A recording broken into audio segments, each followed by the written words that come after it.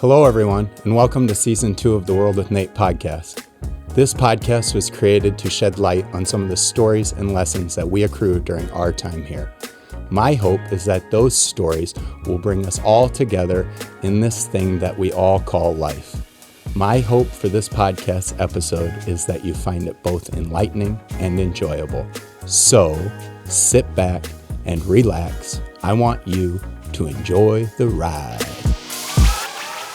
Special thanks to my friend Buck Kern of Hawkeye Storage and Consulting for helping me bring Season 2 of The World with Nate to YouTube. Hello, everyone, and welcome to Season 2 of The World with Nate. Today I have another amazing guest with me, Sam Hanson. Sam's a local guy who I've known from my time at the gym. What do you know? Another person who we run into at the gym. I wanted to have Sam on and talk about his diagnosis of a condition that he goes through.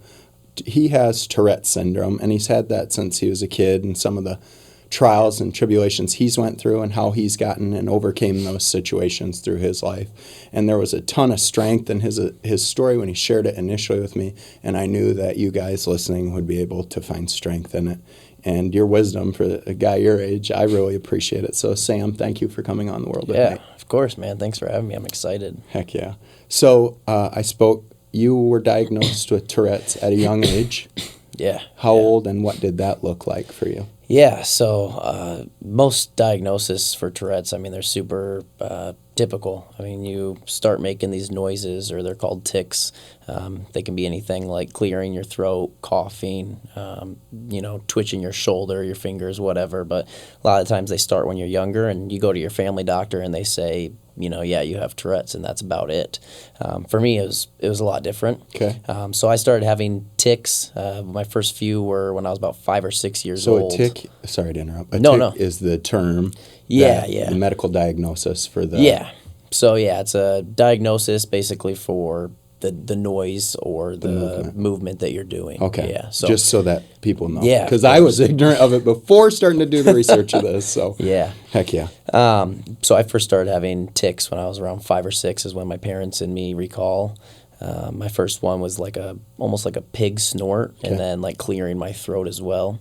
And I started doing those off and on for about a year. And after a year of doing it, my parents were both kind of like, hey, why are you making that noise? Kind of interrogating me, because a lot of kids that age will do things to get attention, you know. And all sorts of crazy stuff. Right. And so me being, young, 7, 8, whatever, I didn't really know. I just knew that I couldn't control it. It was just an urge, and I just did it regardless. And so I would just tell them, oh, I can't help it. But then again, that's what a lot of kids say. Right.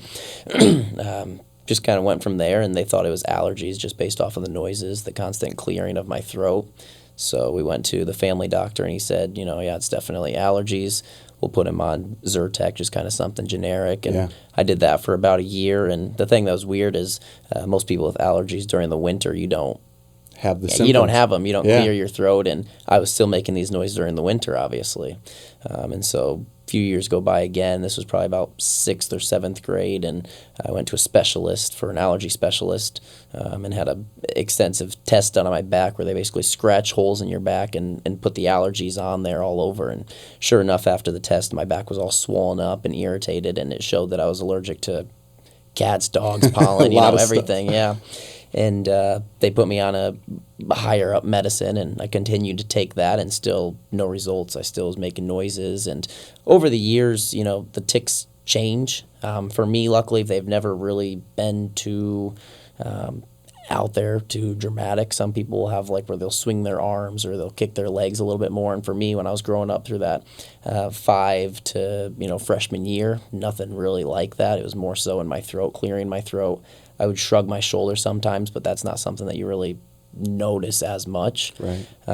And so finally it got to the point where my family, and me and my family are super close, we always have been, but my sisters were telling me to be quiet, telling me to stop, and my mom and dad were saying the same thing, stop making those noises, just close your mouth, just stop doing it. I've been a parent there, Yeah. I can imagine. And you have no control over it. Yeah, that's what sucks is, being that young and having them say that to you, it's like, you wish you could say, explain to them, but you don't even know yourself. You don't know what's going on. You just know that you can only hold your breath for so long and it still comes out. So about ninth grade year, I kind of just started doing some research and research it, For yourself. Yeah. I mean, I literally just went on my computer and went on Google and typed in, I keep making these noises I can't control. And I just, a couple days of researching and watching videos, and finally I found a YouTube video, this kid talking about he had Tourette syndrome. And I kind of looked into it some more. And I remember one night, I kind of kept that to myself because, growing up, I was just I like to say a normal kid. I played sports, I hung out with friends, and growing up, I've never been rude or judgmental, but you know how, in middle school you joke around about kids and you joke around about certain situations. And Done it through my 20s and 30s. Right. And so I was always kind of that kid that was in the popular group and always joking around. And so seeing that Tourette's and looking at videos, and I just kind of was in denial almost and telling myself, no, it can't be that. When in the back of my head, I knew that's exactly what I had. And so that's kind of why I kept it to myself, because I knew that back then I'd be the type of kid that would make fun of someone if I saw them with Tourette's, you know what I mean? And it sucks to say that, but that's why I was in such denial. That's powerful, dude. I just never saw myself as someone, with a disability like that. And finally one night, right before summer of ninth grade year, me and my buddy were out doing something stupid in a construction site, whatever. And I just remember, I can picture this vividly, and I've just gone over it so many times in my head, but I came home and I went downstairs, and my mom followed me downstairs, and she was yelling at me, for getting in trouble. And I turned around and I ticked, cleared my throat or whatever. And I just remember her screaming at me, telling me to just shut up, stop making that noise. You're just trying to get out of being in trouble. And I just broke down on the stairs, just bawling, crying, and I said, Mom, I think I have Tourette syndrome. Dang, dude. That's hard to hear. Yeah, that's it was just at that time that I knew I needed to tell someone. I needed to get it off my chest, whether I wanted to hear it or not. I just needed to tell her. And about 2 weeks after that, we scheduled an appointment with a neurologist in Iowa City, and we went down there, and 10 minutes of sitting with him, he was like, you've got Tourette's. He knew, So, and you knew. I know. In the back of your head. I knew for months. It's that denial. It's hard. It was a lot. Yeah, hell yeah. And how it happened, it came to a peak. It's just those are tough a mix times. of emotions, and just kind of came out. So. Yeah. So is that typically when the tics happen? Is when you're under stress? Yeah, so it depends for you, everyone. I guess. Yeah. So right? For me specifically, I tick all the time. Obviously, I don't know if you've heard in the gym or not, but like when I'm working out, I'll tick a lot more when I'm stressed or anxious. I'll tick more often or more abrupt, a little louder than when I'm just sitting at home watching TV. But yeah, definitely emotions play a lot into it. And that's the thing with people with Tourette's, like I can go on this podcast and talk most of it without ticking that much, and it's just one of those things. It's hit or miss, but yeah. Well, you have it very under control. Yeah, that's and this for isn't sure. something that you've dealt with for a couple months. It's been years. Yeah, dude. Give yourself some credit, Sam. Shit. Yeah, for real. So you had mentioned it was super early when you started noticing the tics, and then it kind of came to an head ninth grade year. At that time, we had you were attending Cedar Falls School. Yep. So I went to Cedar Falls all growing up, which was great. I had friends. I hung out. Like I said, I used to hang out with like a larger crowd of people. And the crowd. Yeah. I can say the same thing. I was the same guy, and I was the guy who would poke fun, take shots for a laugh. Yeah, I think a lot of kids are like that. Now. Yeah, it does. Yeah. But we've grown. Yeah, for sure. So there's good in that, right? Yeah. But I mean, just kind of growing up, middle school kind of started to change. Me and my buddies, my smaller group of buddies, we made like a YouTube channel. I feel like a lot of middle schoolers do that. For your age group? Yeah, thinking they're going to be famous, whatever. Okay. And so I made a YouTube group, and we posted a bunch of YouTube videos on it or whatnot. And that was kind of towards that ninth grade year, about the same time that I kind of figured out I had Tourette's towards the end of the school year. And that was kind of when people were starting to just kind of poke fun at me for the YouTube channel. Yeah. We had like 100 subscribers, and we thought that we were like on top of the world, and posting these dumb videos. It's just something that it truly made us happy. Joy. Yeah, we just loved it. But we'd go to school, and kids would mock you and just kind of put you down and be rude about it. And that's what kind of sucked extra hard, is because in the back of my head, I know that I have Tourette syndrome, and I didn't tell anyone at school. I didn't tell any of my friends. It was just kind of me and my family, and then you're getting picked on for YouTube. It just kind of all just kind of sucked. Yeah. I mean, I know exactly what you're talking about because I have little cousins who watch YouTube and talk shit to me. They're like, you only have 60 subscribers. I'm like, I started this year, man, on YouTube. Yeah, exactly. So I know what you're talking about there, and it hurts because you're It trying so does. hard and doing something you're passionate about and love. Yeah, that's the thing is it like it makes you happy and you love it. And that's why you're doing it. Yeah. Not for them. Yeah, for sure. That was definitely the rough part. Yeah. So when you're saying rough, things got pretty dark for you and it was a tough time. Yeah. So freshman year was by far toughest time of my life that I've ever had.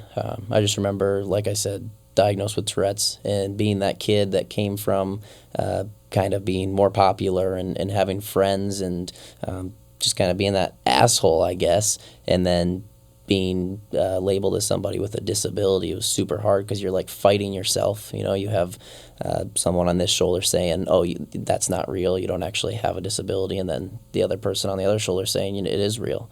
This is life and you have a disability. And it sucks because, you're not used to you don't want it. No matter how bad you don't want it, you have it and you're labeled with it. And that's what really sucked for me. And like I said, I didn't tell anyone at school. And then same with the YouTube thing is just kind of kids picking on me. And so freshman year is when I just kind of started to push my friend group away.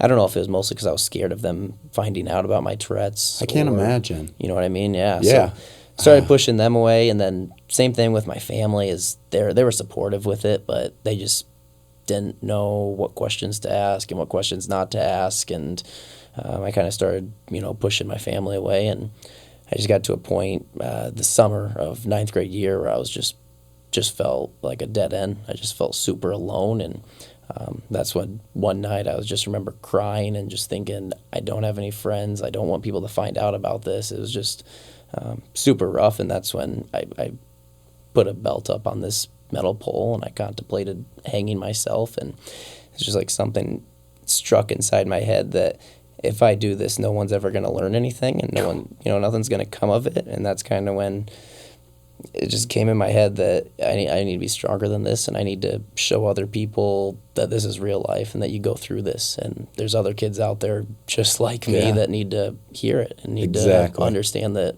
it's common and, it's normal. Heck yeah. Thankful that you saw that in that extreme time of despair and darkness.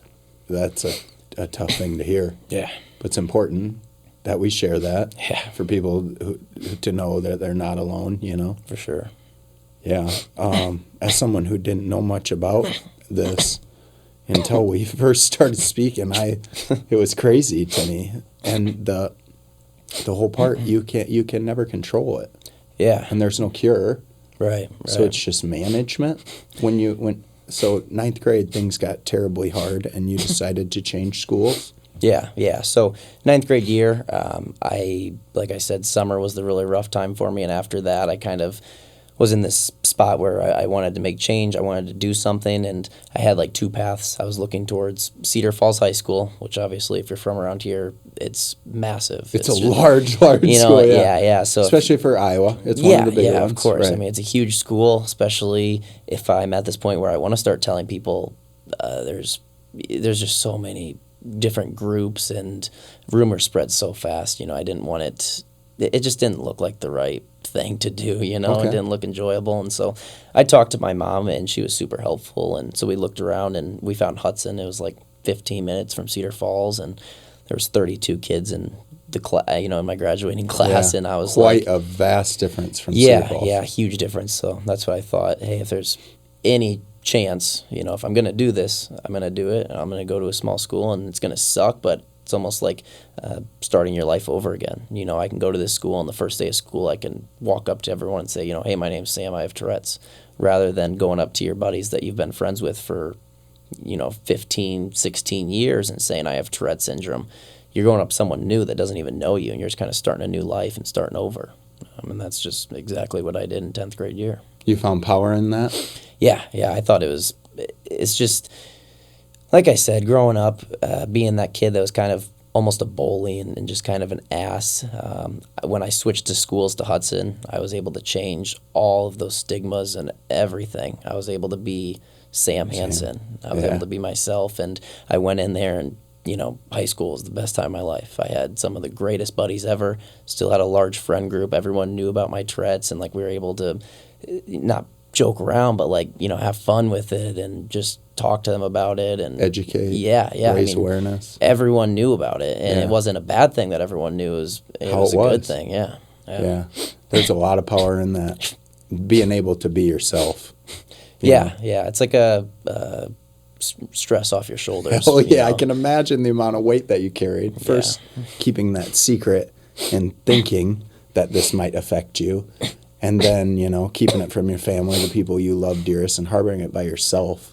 That's hard, man. That's hard for any secret. For sure. And then one that you're facing with that you don't even know how to go about it. Yeah, dude. Yeah, it sucks. When you're diagnosed with it, the doctor basically, there's medicine out there for other things like high blood pressure, and they can give that to people with Tourette's, and that kind of helps sometimes with the tics. You're still going to tick, but it kind of lowers your blood pressure so that you're not ticking as frequently. And that wasn't something I wanted to do, because why would I take medicine for something else? It's not even going to help 100%. And other than that, they just basically tell you, good luck. Dang, go out there. And, try your best, right? Yeah. So what are some things that you found that help you? Yeah, so me personally, I think just de-stressing. Like I said, going to the gym, I tick more when I'm in the gym just working out, but as soon as I leave, it's like stress-free. It's just, you feel so good after that. Also like CBD oils. Okay. You can buy them here in Cedar Falls. I know a lady downtown, and that helps relax me for a while as well. Obviously, it doesn't last forever. That's the thing about Tourette's, is nothing's going to last forever. Right. It's like temporary for a couple minutes. But I think the biggest thing is just surrounding myself around people that are supportive and that understand it, and just talking about it to people. Going through college, I went to UNI for a year, and then Hawkeye Community College for 2 years. And growing up, it's obviously, being older, it's harder, because when you go into class, you don't know if you should tell people, but when you're stressed in class and you're ticking, people are going to hear it. People are going to. And it's hard to hide that. And so for me, I found the best thing is just to tell them, so that you're not stuck in that awkward situation where they're like, hey, are you okay? Which I've been asked a million times, or hey, do you need a cough drop? Those type of things. Yeah. So I'm not in that awkward position, and then I end up lying, and then you go a semester playing it off like it is allergies, Right, so I find lie. That never even crossed my mind, man. Yeah, was super common, and I've played that card a million times. Just because you didn't want to confront it, and it's like, damn, here we go again. Then exactly, yeah. The moment you say, I just have allergies, then just makes you kind of feel like sick. Damn, like you're telling a lie. Whether it's white lie, lie, brown lie, blue lie, whatever. Right, it's still fucking lie. Yeah. Wow, Sam, you just blowing my mind with some of this stuff, because, like I said, I'm naive and dumb, and I have seen the movies, where it's fuck or terrible, obscene words. That's just one of the characteristics of this. Yeah. Right. Yeah, and that's what. That's why when I was diagnosed with it, I saw those videos, because anytime you Google Tourette's or Netflix or Hulu, whatever it is, that's all that pulls up. Just the funny Hollywood scenes of people swearing and breaking stuff and throwing their arms. And now that I've, obviously grown up and done more research, only 10% of people with Tourette's have that. And it's a special break-off called corolopia, where you actually yell profanity, and you can't control your arms, where you're throwing your fist or you're kicking.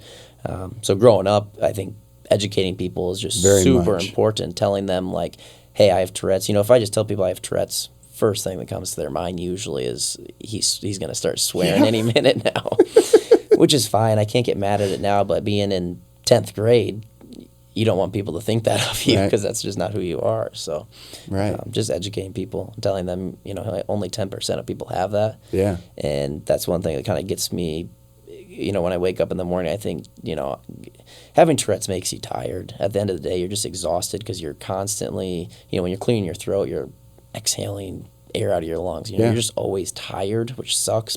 But I remind myself that there's those 10% of people out there that are yelling swear words, and there's people with cancer, and there's so much more out there, that me being tired at the end of the day is just minuscule. It's a great way to look at it. Yeah. And that's a positive mindset, and I'm happy you're there now.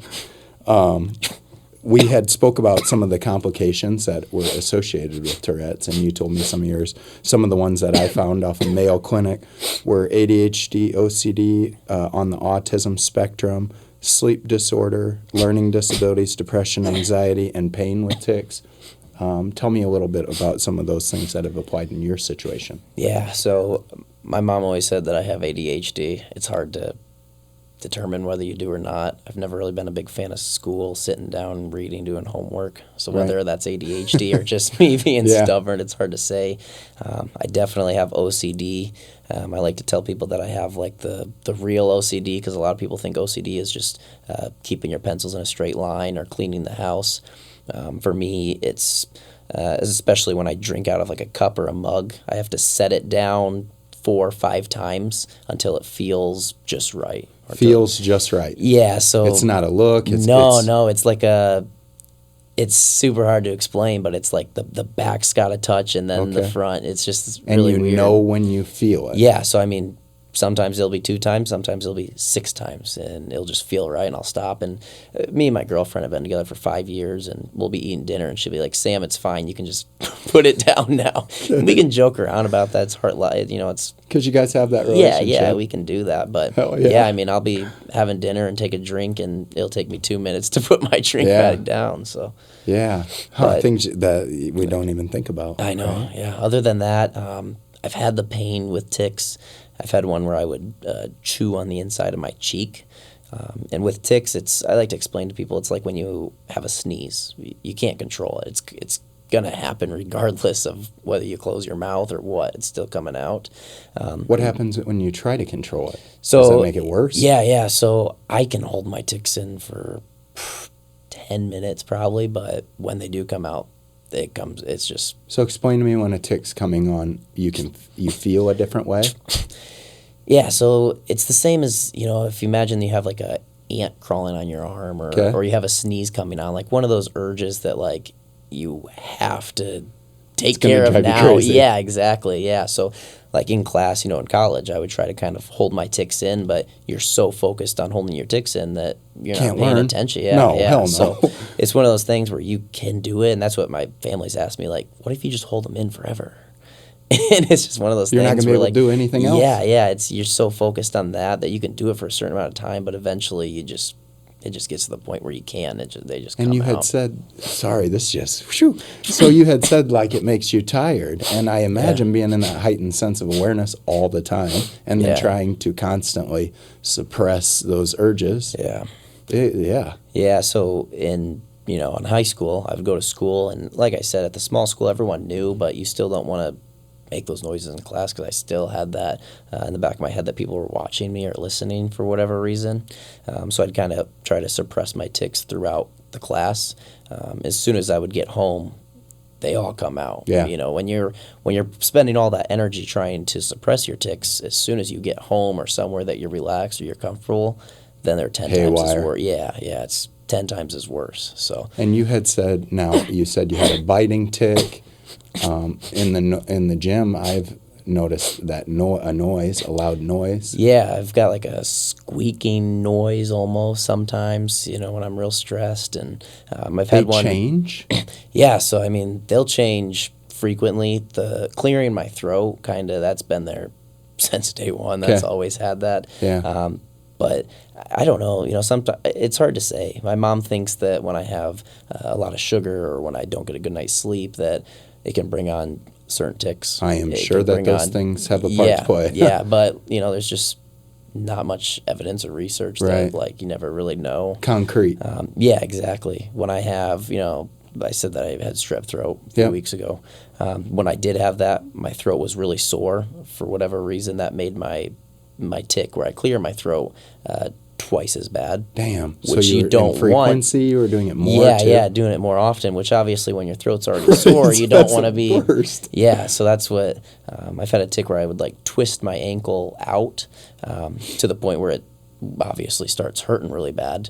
And for whatever reason, when that part of your body's in pain, my brain wants me to do it more frequently, so it's just... That's what this is telling you. Yeah. So I mean... tells you. It's hard to say, but if I'll spring my finger, I'll just start moving it. When a normal person would ice it or relax it, my brain's telling me to move it. It just becomes a tic for whatever reason. So that's what sucks. Every time that you get hurt or you get sick, you just kind of bring on a tic that makes it worse. Dang. Yeah. So. All stuff that I did not know about, dude. So I appreciate you sharing this stuff with me. I can imagine that it was scary when you got the diagnosis and you didn't really know. The fact that now you're learning how to succeed in everyday life with Tourette's. You said you surround yourself with people that are loving. Do you have anyone else that is going through Tourette's that you lean on? People you look for advice? Yeah, so that's the thing that's difficult with Tourette's is it's not super common. There's obviously other conditions out there that are way more common. You can find people like that on the streets. Yeah. But with Tourette's, you don't really find many other people like that. So I had read that. It was 1 in 200,000, but boys and men are 3 to 4 times more likely, and then genetically as well.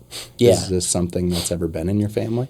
Yeah, so that's the crazy thing is we've looked on both sides of the family, nothing in the family. The other thing the doctor told us is it can be environmental brought on, whether that means chemicals, whatever. You never know whether it was in utero or whether you picked it so up. It's hard to say exactly where it came from.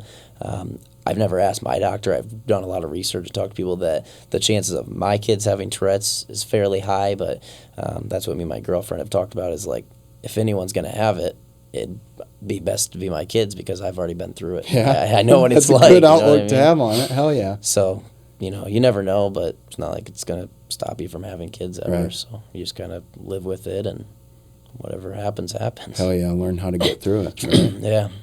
Heck yeah. You currently, are you done with college? You're currently in college? Yeah, so I just finished up last winter, so December, finished up at UNI, and then I just got a job doing IT sales at Access Systems. Is there anything, does having Tourette's affect your job at all?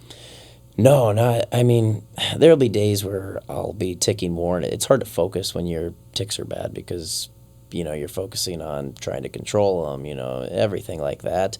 But luckily for me, I'm mostly at my office. I'm in a cubicle, but no one else is in the there's only like 4 people that work in my office, and a lot of them work from home or leave, which is super nice. Yeah. So it's not like it's a big corporate job. It's mostly you kind of come and go, and I just do my own thing, and I can work from home eventually. So nice. Yeah, it's I got really lucky. Yeah. Hell yeah. Yeah, for sure. Yeah. What does the future look like for you moving forward with Tourette's? You have a YouTube channel which is kicking the crap out of the World Within podcast. Yeah. So what's the future look like for that?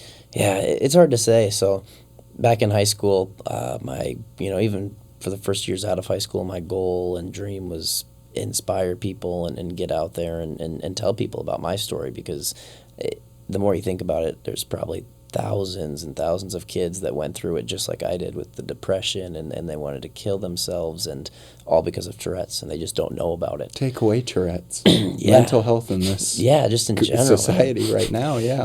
So that was a goal of mine. I've done probably 2 or 3 public speakings at Hawkeye Community College and UNI and talked to hundreds and thousands of people about it and mental health and just kind of told my story. And I've had people come up to me after that and say, hey, I was going through the same thing. I felt super alone, so thank you for that. Hell yeah, dude. And that feels good. But now, after being out of college and having a job, and I'm getting to the point where it's like, I feel like my work's done. I'm just living life. But your work isn't done because, look, there's more, podcast. Hell yeah. And every day you're meeting new people. Yeah, I think I've pulled myself away from the public speaking. I haven't posted YouTube videos as frequently. It's almost been a year just because it's so time-consuming. Yeah. But any chance I get, like my girlfriend's siblings, little siblings, they all know about it. I've talked to them about it. It's like anytime someone or a kid asks me, are you okay? Do you have allergies? I feel like that's my time to explain to them and inform them what it is. And I'm just like anyone else. It's not. No. Don't view me any different. It's just Sam with Tourette's. Something we're working with. Yeah, exactly. Hell yeah, dude. I think there's a lot of strength in that. It is amazing what you've done as far as having the strength to come forward and share when this the symptoms of Tourette's are things that rehabilitate a person from speaking in general. Yeah. And, people don't even have the nerves to get in front of a mic and talk without it. Right. So for you to be able to do that, it says a lot about your character and strength, Sam. Yeah, I appreciate it. I think the biggest thing for me growing up and why I wanted to do public speaking is because the only way to grow is to put yourself in those uncomfortable positions. That is true. And if I'm able to go on a podcast and talk in front of thousands of people or go public speak in front of all these people, if someone at the grocery store comes up and asks me what's wrong, it's a piece of cake to explain to them, Hell yeah. So it makes everyday life a lot easier by doing those uncomfortable things. That's awesome, dude. And that is a perfect way to end this episode. That is a perfect sentiment to leave it with. If you step into those hard things and do the hard things, they become the easy things. Yeah, right? for sure. Hell yeah. So before you get out of here, you can't leave without the firing range. I told you a little bit about that. I did my creeper due diligence and did a little bit of research on you, Sam. So this episode of the firing range has been brought to you by Gravy's Diner. It is locally owned by a veteran, my dude Kev, located 4129 University Avenue in Cedar Falls. If you've never been, amazing establishment with even better people. Check it out, Gravy's Diner on University. So, Sam, your first question for the firing range is lifting weights or hunting? Lifting weights. Morning or nighttime? Ooh, night times. Country or city? Country. Travel or a homebody? Homebody. Planner or spontaneous? Spontaneous. Adventure or relaxation? Adventure. Spring or summer? Summer. Fridays or Mondays? Fridays. Who doesn't pick Fridays, Yeah. right? Hulu or Netflix? Hulu, for sure. Impact or outcome? Impact. Hell yeah. That is all I have for you today, Sam. Thank you for sharing some of your story on the Appreciate world it. with Nate. Thanks for having me. Hell yeah. And one more thing for you guys listening. Shirt orders via the website, they end on the 17th of June. All the profits go towards recording future episodes. If you want some swag like this, it's USA made, comfortable, amazing products, and I get some of the money. So get those via the website, theworldwithnate.com. Thank you for listening and have an amazing week.